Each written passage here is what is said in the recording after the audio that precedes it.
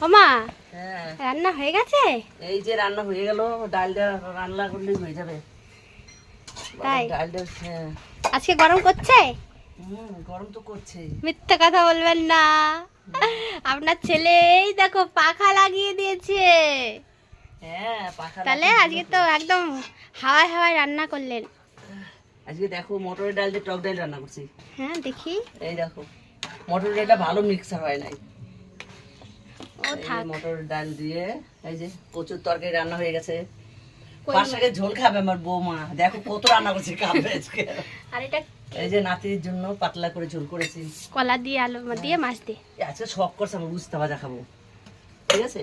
হুম, খুব শখ করছে উস্তা ভাজা খাওয়ার জন্য। উস্তা ভাজা, পটল ভাজা। ছেলে বলেছে একটা রান্না দুইটা রান্না করতে, কত রান্না হয়ে গেছে দেখো। হ্যালো বন্ধুরা, চলে আসো খাওয়ার জন্য। ভয়ে আবার লুকিয়ে রাখতে হবে সব।